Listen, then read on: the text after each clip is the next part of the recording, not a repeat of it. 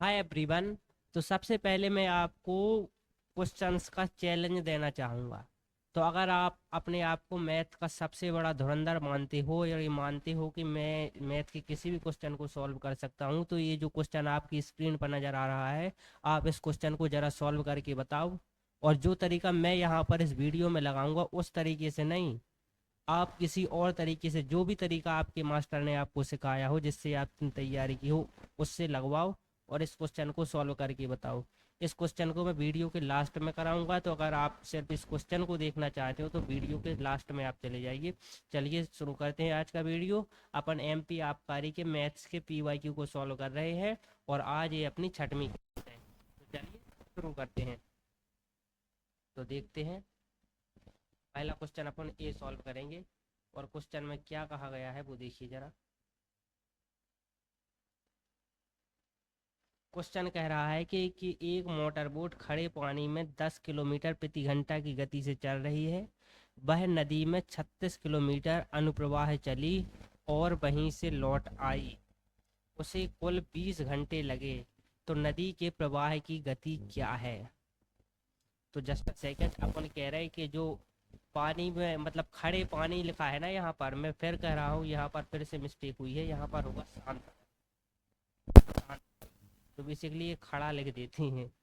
Basically इसका मतलब होगा शांत। तो शांत पानी में है जो मेरे भाई मोटर बोट की स्पीड है वो 10 किलोमीटर प्रति घंटा है।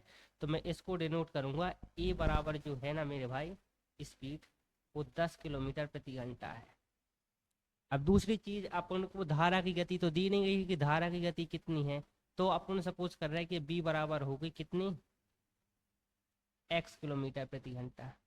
तो जब मेरे भाई वो अनुप्रवाह में चलेगी अर्थात धारा के साथ, जैसे धारा इस साइड बह रही है तो इसी साइड अगर मोटर बोट चलेगी तब उसकी स्पीड क्या होगी, ए प्लस बी होगी।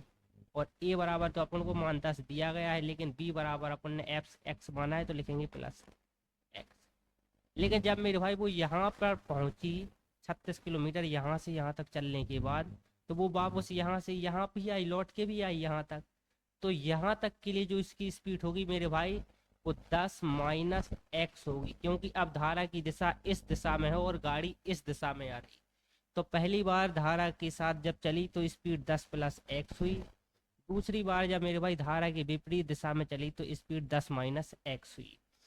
अब वो कह रहे हैं कि 36 किलोमीटर जाने में और 36 किलोमीटर वापस आने में टोटल जो समय लगा मेरे भाई वो 20 घंटे का समय लगा। 20 घंटे का समय लगा।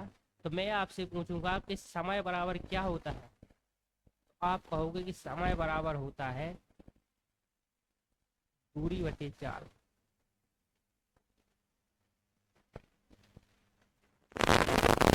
तो मैं तुमसे कहूंगा कि इन दोनों, जो पहली बार जो मेरे भाई यहाँ से यहाँ तक गया है तो इसके लिए जितना समय लगा, और जब दूसरी बार यहाँ से यहाँ तक आया इसके लिए जो समय लगा, वो दोनों अलग अलग समय निकाल लो और उन दोनों को जोड़ दो और उन दोनों की वैल्यू है वो क्वेश्चन में दी गई है, कितनी है, 20 घंटे।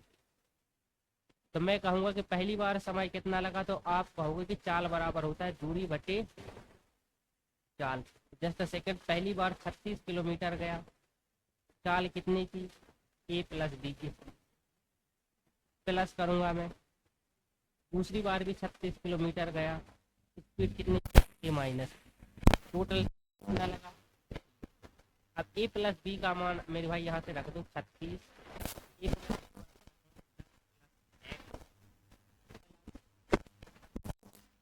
और ए माइनस बी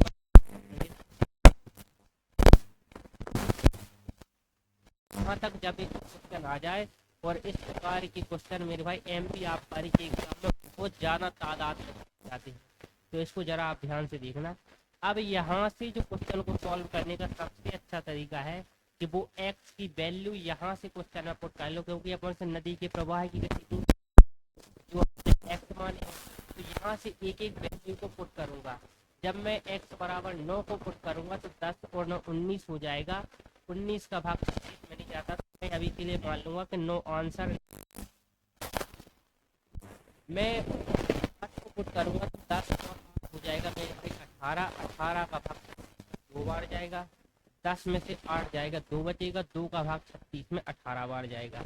और जब 18 को इसको जोड़ेंगे तो 20 जब उनको चाहिए तो 8 इस क्वेश्चन का राइट आंसर हो जाएगा। 8 इस क्वेश्चन का राइट आंसर हो जाएगा। इस प्रकार इस क्वेश्चन को कर सकते हैं। शायद ये क्वेश्चन मैंने 2 बार करा दिया है, पहले भी किसी वीडियो में मैं शायद इस क्वेश्चन को करा चुका हूँ। कोई नहीं तो यहाँ पर भी इस क्वेश्चन को देख लीजिए, इस प्रकार से इस क्वेश्चन को सॉल्व कर सकते हैं। चलिए अगला क्वेश्चन देखिए। अगला क्वेश्चन ए है। अब ये जो क्वेश्चन मैं अभी स्लाइड पे लगाएंगे v1 बराबर ए बी सी, तो v1 बराबर v2, तो कौन सी शर्त सत्य है? ये क्वेश्चन एमपी आबकारी की जो सबसे अच्छी मध्य प्रदेश में जो किसी भी कॉम्पिटिटिव एग्जाम की तैयारी कराते हैं, उन्होंने इस क्वेश्चन को गलत सॉल्व कराया है। मतलब क्वेश्चन तो सही सॉल्व कराया है लेकिन उन्होंने गलत बता दिया, लास्ट में वो गलत ऑप्शन टिक कर दिया। तो चलिए देखते हैं उन्होंने क्या गलती की, मैं आपको यहाँ पर बताऊंगा। तो देखिए यहाँ पर v1 बराबर लिखा है क्या? v1 बराबर लिखा है a का q और v2 बराबर लिखा है a b c, और उसने लास्ट में कह दिया है कि जो v1 बराबर है मेरे भाई वो है v2 के, इस शर्त की अकॉर्डिंग। तो यहाँ से निष्कर्ष क्या निकला कि a का q, क्योंकि v1 बराबर a का q है, तो a का q बराबर है किसके? a b और c के। तो मैं यहाँ से कहूँगा कि a से a तो कट जाएगा, तो a के कट जाएगा, तो यहाँ से क्या आएगा? a स्क्वायर बराबर b और c। अब a स्क्वायर बराबर b और c एक कब संभव है मेरे भाई? ये 2 स्थिति में संभव है। उन्होंने इस स्थिति को भी नहीं बताया, तो मैं यहाँ पर बता रहा हूँ कि ये 2 स्थिति में संभव है। कब कब? जब a प्लस बी a बराबर b बराबर c हो जाए। जब a b c तीनों एक दूसरे के बराबर हो जाए तो a का स्क्वायर b c के बराबर होगा। जैसे अगर मैं कहूँगा कि a भी 2 हो जाए, b भी 2 हो जाए और c भी 2 हो जाए, तो a का q, a का वर्ग कितना हो जाएगा? 4, और b गुणे c 2 गुणे 2 कितना हो जाएगा? 4। तो यहाँ पर सत्य है, जब a बराबर b बराबर c हो जाए तब भी सत्य। क्या है दूसरी स्थिति बनती है गुणोत्तर श्रेणी में। गुणोत्तर श्रेणी क्या होती है?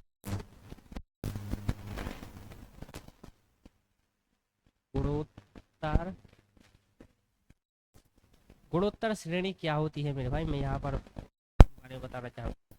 इसका अगला पद किस विशेष संख्या गुणा करने के बाद आता है। जैसे मैं कहूँ कि पहला पद 2 है, इसमें 2 का गुणा करो तो 4 आया, फिर इसमें 2 का गुणा करो तो 8 आया, और फिर इसमें 2 का गुणा करो तो 16 आया।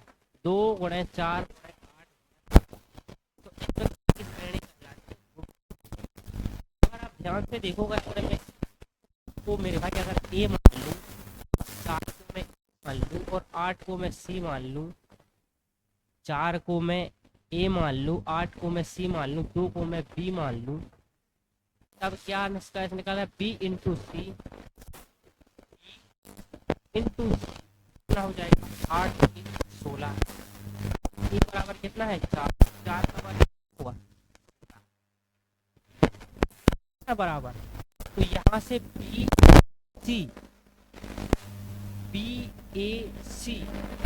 ए सी गुणोत्तर श्रेणी में है, अर्थात जो बीच वाला पद है वो ए है।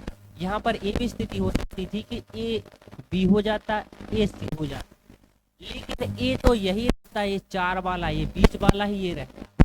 तो आंसर वो होता जो बीच में है, तो उसका आंसर बीच वाला लगा दिया जो कि गलत है। आंसर वही होगा जिसमें ए जो है वो बीच में होगा। तो ए बीच पहले वाले ऑप्शन में है? नहीं है। ए बीच में नहीं है, तो इसमें ए बीच में नहीं है तो ए ऑप्शन नहीं होगा। इसमें ए जस्ट अ सेकंड, सी वाले में ए बीच में है, ए ऑप्शन सही होगा। और डी वाले में भी ए बीच में है, ए सी तो इकाल एचपी नहीं, हरोत्तर श्रेणी नहीं, गुणोत्तर श्रेणी। यहाँ पर देखिए एक एचपी लिखा है और जीपी लिखा है, तो एचपी एक अलग श्रेणी होती है, तो ए ऑप्शन नहीं होगा। ए ऑप्शन हो जाएगा बी ए सी। तो बी ए सी भी ऑप्शन हो सकता है, और दूसरा क्या ऑप्शन हो सकता है? सी ए बी। इस बात को आप ध्यान नोट कर लीजिए। यहाँ पर जरूरी ए है कि यहाँ यहाँ पर जरूरी ए पॉइंट है कि जो ए है, जो ए पद है वो और बी प्लस सी किनारे पद है। पहले सी वाला भी हो सकता है, पहले बी वाला भी हो सकता है, तो ए होगा।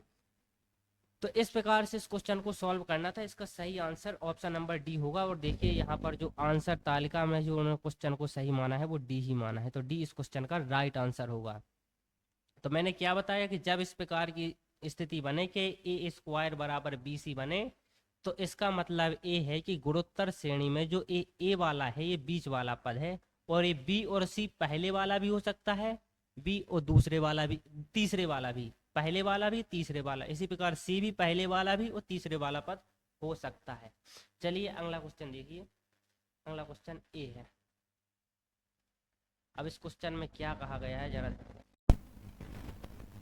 क्वेश्चन में कहा गया है कि 2 वर्षों की अवधि के लिए दी गई दर के साथ एक निश्चित राशि पर वार्षिक रूप से संयोजित साधारण ब्याज और चक्रवृद्धि ब्याज क्रमशः 100 और 700। अब देखिए मेरे भाई स्थिति क्या बनी यहाँ पर। तो स्थिति ये बनी कि 2 वर्षों के लिए अवधि के जो साधारण ब्याज है, जो सीआई है, वो कितना है 700 रुपये। और जो मेरे भाई नहीं सॉरी एसआई सिंपल इंटरेस्ट, और जो सीआई है वो कितना है, तो अब वो आप कहोगे कि 756 रुपये, यही कहोगे ना आप। तो मैं ये कहूँगा कि 2 साल के लिए एसआई 700 रुपये है और 2 साल के लिए सीआई 756 है, तो 1 वर्ष के लिए एसआई कितना होगा। ये तो मेरे भाई 2 वर्ष के लिए मैंने आपको ये बता दिया। तो 1 वर्ष के लिए जो एसआई होगा मेरे भाई वो होगा 350, क्योंकि समय के साथ सीआई में कोई एसआई में कोई वृद्धि नहीं होती। अगर पहले साल के लिए ब्याज 350 रुपये है तो दूसरे साल के लिए भी जो एसआई है वो 350 रुपये रहेगा, अर्थात साधारण ब्याज में कोई चेंजेस नहीं होती। दूसरी पॉइंट सीआई के लिए, सीआई के लिए अगर ब्याज वार्षिक रूप से संयोजित हो रहा है, ध्यान से देखिए इस बात को, अगर वार्षिक रूप से संयोजित हो रहा है, अगर वार्षिक रूप से संयोजित हो रहा है, तो मैं आपको बताना चाहूंगा कि 1 वर्ष का सीआई और 1 वर्ष का एसआई दोनों बराबर होता है। तो पहले वर्ष के लिए सीआई भी कितना होगा 300। तो जो फर्स्ट वर्ष के लिए मैंने यहाँ पर बताया, तो अब आप ये कहोगे कि पहले वर्ष के लिए जो सीआई है वो 350 है और पहले वर्ष के लिए एसआई भी 350 है, लेकिन दूसरे वर्ष के लिए सीआई 756 क्यों हो गया और एसआई 700 क्यों हुआ। तो मैंने आपको एक पॉइंट तो बता दिया है कि एसआई नहीं बदलता, 350 है तो अगले साल 700 रहेगा, क्योंकि एसआई में ब्याज के ऊपर ब्याज नहीं लगता। यहाँ पर स्थिति क्या हुई कि 756 रुपये जो हो गए, यहाँ पर प्लस 56 इसलिए ज़्यादा हो गए, 56 रुपये का ज़्यादा इसीलिए हो गया प्लस, क्योंकि मेरे भाई ये जो 56 रुपये का जो ब्याज मिल गया वो 350 रुपये पर ब्याज मिल गया। इसका मतलब क्या, इसका मतलब ये है कि ब्याज पर ब्याज ऐड हो गया, अर्थात 350 रुपये पे 56 रुपये का ब्याज मिल गया। और जो मूलधन था ना उस पर 350 तो मिला ही, प्लस 56 जो मिला वो मिल गया इस ब्याज पे। तो मैं कहूँगा कि 56 रुपये जो है वो 350 रुपये पर मिले। रेट निकालना है ना, हाँ तो रेट, तो यहाँ से इस क्वेश्चन को सॉल्व करेंगे। 1 0 से 1 0 कट जाएगा, 5 दूनी 10 होगा, 5 7 है 35 होगा, 7 एकम 7 होगा, 7 8 है 56 होगा, 8 दूनी 16 होगा। तो 16% रेट जो आई मेरे भाई वो आई 16%। यहाँ पर निकालने के लिए क्या आपने बोला, साधारण ब्याज चक्रवृद्धि ब्याज 756 रुपये है, की अवधि के लिए दी गई एक निश्चित राशि। तो अपन से पूछा गया है कि राशि ज्ञात कीजिए, निश्चित राशि। जस्ट अ सेकेंड, वो अपन को राशि बेसिकली मूलधन निकालना है। तो बेसिकली अपन को मूलधन निकालना है, तो मूलधन अपन निकालने ले रहे हैं कि जो 56 की वैल्यू है मेरे भाई वो कितनी है 16%, तो 100 की कितनी होगी।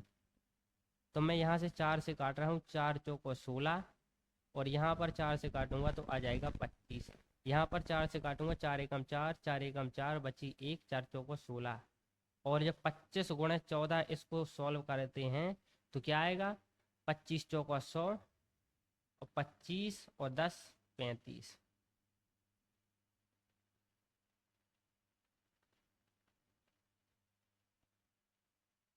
350। आई थिंक कुछ गलत हो रहा है क्या।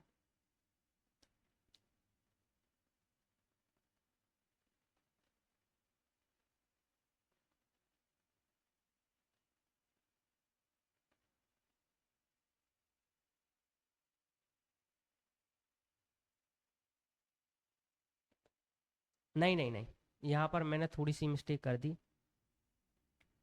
कि ये जो रेट निकली ना 16%, यहाँ से अपन को आगे सॉल्व करना है।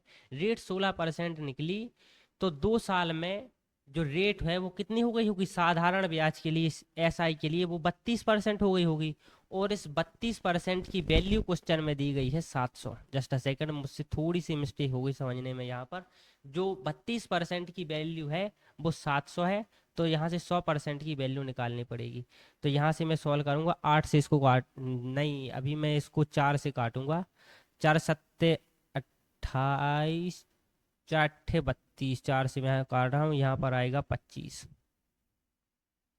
फिर मैं यहाँ पर इसको जस्ट अ सेकंड 4 से ही काटूंगा, 4 दूनी 8, और यहाँ से होगा 4 एकम 4, बचेगा 3, 4 सत्ते 28, 4 सत्ते 28, बची 2, 4 पंचे 20। अब मैं इसको सॉल्व करूंगा तो 25 पंचे 125, 25 सत्ते 175, 175 और 12 187, और 25 और 18 43 डिवाइडेड बाय 2। तो यहाँ से आ जाएगा 2, 1, 8, 7, 5, 2187.5। तो 2187.5 ये ऑप्शन सही हो जाएगा। तो यहाँ पर बेसिकली मैंने थोड़ी सी भूल कर दी समझने में, कोई बात नहीं, मैं ये आपको एक बार फिर से समझा देता हूँ कि एक वर्ष का सीआई और एसआई सेम रहता है, लेकिन यहाँ पर मेरे भाई जब दूसरे वर्ष के लिए है तो सीआई भी 700 ही होना चाहिए था, लेकिन ये 56 क्यों हुआ एक्स्ट्रा। तो 56 इसलिए हो गया क्योंकि इस 350 पर 56 का ब्याज लग गया। तो जब 350 पे 56 का ब्याज लग गया तो यहाँ से रेट कितनी निकाली, रेट निकाली अपन ने 16%। 16% निकाली। अब मेरे भाई जो 700 रुपये ब्याज दिया गया है, किसका दिया गया है, एसआई का। तो 2 साल का दिया गया है, तो एक साल में 16%, तो दूसरे साल में भी 16% था, 32%। 32% की वैल्यू क्वेश्चन के अकॉर्डिंग 700। 700 को अपन ने सॉल्व कर लिया कि 32 की वैल्यू 700 है, तो 100 की कितनी होगी, तो आ गया 2187.5। तो इस प्रकार इस क्वेश्चन को सॉल्व करना था। चलिए ये क्वेश्चन देखिए, ये क्वेश्चन ये है, ये क्वेश्चन कि एक व्यक्ति 12 घंटे में 30 किलोमीटर धारा के अनुकूल और 45 किलोमीटर धारा के प्रतिकूल नाव ले चला सकता है। जो भी हो, हिंदी में या टाइपिंग में मिस्टेक हमेशा होती है। वह 8 घंटे में 25 किलोमीटर धारा के अनुकूल और 28 किलोमीटर धारा के प्रतिकूल भी नाव ले जा सकता है। धारा की गति ज्ञात कीजिए। तो इस क्वेश्चन को देखिए, क्वेश्चन कह रहा है कि 12 घंटे में 30 किलोमीटर धारा के अनुकूल, तो अनुकूल लिख रहा 30, और 45 किलोमीटर धारा के प्रतिकूल। तो इसको मैं अलग तरीके से सॉल्व करा रहा हूँ, 45 किलोमीटर धारा के प्रतिकूल। ठीक है, अगली स्थिति में क्या कह रहा है कि 8 घंटे में 25 किलोमीटर धारा के अनुकूल और 28 किलोमीटर धारा के प्रतिकूल। मैं यहाँ से क्या कहूँगा कि यहाँ पर 8 है, यहाँ पर 12 है, दोनों को सेम कर लो। तो दोनों सेम कैसे होगा, मैं कहूँगा यहाँ पर 2 से गुणा कर लो और यहाँ पर 3 से गुणा कर लो। तो आप कहोगे बिल्कुल। तो मैं यहाँ से इसको गुणा करूँगा तो 12 दूनी 24, अर्थात 24 घंटे में 60 किलोमीटर धारा के अनुकूल, क्योंकि 30 दूनी 60 होगा, और 45 दूनी 90, 90 किलोमीटर धारा के प्रतिकूल जाती है। सही है। अब 8 × 24, 24 घंटे में 25 × 75 किलोमीटर धारा के अनुकूल और 28 × 3 अर्थात 84 किलोमीटर धारा के प्रतिकूल। तो अब आप यहां से ध्यान से देखना कि पहले वाले क्वेश्चन में, पहले वाले इस स्थिति में कि जब धारा 60 किलोमीटर अनुकूल चली अर्थात 15 किलोमीटर अनुकूल नहीं चल पाई, 15 किलोमीटर अनुकूल नहीं चल पाई, तो 15 किलोमीटर अनुकूल नहीं चल पाई तो उसने 6 किलोमीटर प्रतिकूल चला दी, क्योंकि 84 और 90 के बीच में कितने का अंतर है, तो आप कहोगे +6 का। सेम इसी प्रकार मेरे भाई 75 और 15 के बीच में कितने का अंतर है, तो आप कहोगे 15 का। अर्थात यहाँ पर देखना मेरे भाई, ये संख्या छोटी है और यहाँ पर ये संख्या छोटी है। यहाँ पर कौन स्थिति है, अनुकूल वाली, और यहाँ पर कौन स्थिति है, प्रतिकूल वाली। तो मैं ये कहूँगा कि 15 किलोमीटर अनुकूल नहीं चल पाई, उतने में 6 किलोमीटर प्रतिकूल चल गई गाड़ी। तो मैं यहाँ से लिखूंगा कि 15 किलोमीटर अनुकूल जाने में जितना समय लगा, कितना समय लगा, ये समय लगा, बराबर है मेरे भाई 6 किलोमीटर प्रतिकूल जाने में जितना समय लगा, a-b। तो यहाँ से सॉल्व करूंगा, a-b ऊपर ले जाऊंगा मैं कि a-b अपॉन a+b बराबर 6/15। इसको सॉल्व भी कर सकते हैं, 3 दूनी 6, 3 5 15, 2/5। तो इसको मैं जोड़ूंगा पहली बार तो a+b होगा, तो यहाँ से हो जाएगा 5 2 7, और इसको जोड़ूंगा a-b प्लस a और प्लस b, तो यहाँ से आ जाएगा 2b अपॉन, हाँ नहीं 2a आएगा, क्योंकि पहले मैं जोड़ूंगा तो जैसे जोड़ूंगा a-b माइनस प्लस a और प्लस b, तो इस प्लस और माइनस b कट जाएगा तो +2a आएगा। और अब दूसरी बार घटाऊंगा तो a-b माइनस a और माइनस b, तो -2b हो जाएगा यहाँ से। जस्ट अ सेकेंड, 2b मैं क्या कर रहा हूँ यहाँ पर बेसिकली कॉम्बिनेंडो डिविडेंडो अर्थात योग अंतर अनुपात लगा रहा हूँ कि पहले एक बार जोड़ूंगा दूसरी बार घटाऊंगा। तो पहले एक बार जोड़ा, 2 + 5 कितना हो गया 7, और फिर 2 में से 5 को घटाया तो कितना हो गया -3, और इस माइनस से माइनस कट गया, इस 2 से 2 कट गया, तो a/b बराबर क्या आ गया, तो आप कहोगे आ गया 7/3। तो यहाँ से एक चीज आ गई, क्या वो ए आ गई कि जो धारा की गति है ये b वाली, वो 3 का मल्टीपल है, वो 3 का मल्टीपल है। तो अब आप यहाँ से देखो 3 का मल्टीपल कौन है, तो यहाँ से मैं कहूँगा 5 3 8 और 10 5 15 ही 3 का मल्टीपल है, आंसर हो सकता। दूसरा मैं कहूँगा 5 3 8 8 और 6 14 14 और 2 16 16 और 5 21, ये भी 3 का मल्टीपल है। 4 और 2 6 और 5 11 ही 3 का मल्टीपल नहीं, आंसर नहीं है। 6 और 4 10 और 2 12 और 12 और 9 21, ये भी आंसर हो सकता है। तो यहाँ से तो अपन को कुछ नहीं मिला, सिर्फ एक ऑप्शन मिला कि जो सी है वो इस क्वेश्चन का राइट आंसर नहीं है। चलिए तो मैं बताता हूँ कि अब अपन को क्या करना है। तो अब अपन को स्थिति एक लगा देनी है, वो क्या है, धारा के अनुकूल 30 किलोमीटर जाने में, तो मैं लिखूँ धारा के अनुकूल 30 किलोमीटर जाने में a+b, और धारा के प्रतिकूल 45 किलोमीटर जाने में a-b। जो टोटल समय लगा मैं यहाँ पर प्लस करूंगा, और वो लगा कितना 12 घंटे। तो अब अपन को a+b का मान यहाँ से रखना है, a+b बराबर 7 3 10, और बेसिकली 10 अपन को x अलग से लगाना पड़ेगा, क्योंकि ये मान अपन को मिला है वो अनुपात में मिला है, एग्जैक्ट मान नहीं मिला है अपन को। तो इस बात को आप समझिए, यहाँ पर अपन को एग्जैक्ट मान नहीं लिखा है, तो अपन यहाँ से लिखूंगा कि a+b बराबर 10x, तो मैं लिखूंगा 30/10x प्लस 45, यहाँ से कहूँगा a-b, 7 में से 3 जाएगा 4, 4x बराबर 12। अब मैं इस x को कॉमन ले लूँगा तो 1/x आएगा, यहाँ से इसको काट भी दूंगा, 1 0 से 1 0 कट जाएगा, यहाँ से आएगा +3 प्लस 45/4, ये होगा 11.25 बराबर आएगा 12। जस्ट अ सेकेंड, इस जो 1/x इसका गुणा करेंगे तो इस साइड हो जाएगा 12x, और इस साइड हो जाएगा 11 और 3 14.25, और यहाँ पर जो 12x गुणा में है इस साइड भाग में आ जाएंगे तो भाग देंगे। 12 एकम 12 आएगा, बचेगा 2। 12 एकम 12 बचेगा 10।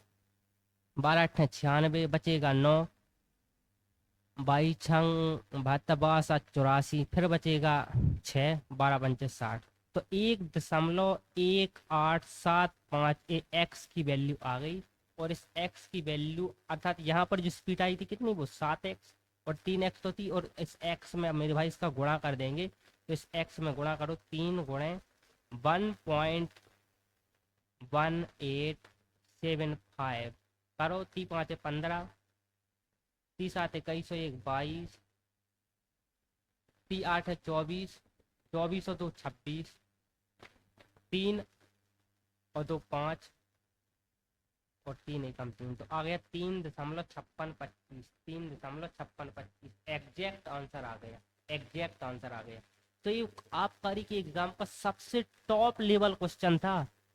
तो अगर आपकी समझ में भी नहीं आया तो कोई बात नहीं, मैंने एक बार इसको समझा दिया गया है। आप बार बार इस क्वेश्चन को, इस वीडियो को पॉज कर करके या वापस रिपीट करके इस क्वेश्चन को समझ सकते हैं। सबसे बेस्ट तरीका है, आपको अभी तक किसी भी टीचर ने नहीं कराया होगा, ये मेरा दावा है। इस प्रकार से इसमें स्टेप कहाँ ज़्यादा बढ़ गए, वो बढ़ गए मेरे भाई यहाँ पर, जब मेरे भाई संख्या 3 से कटने वाले अपने 3 ऑप्शन आ गए।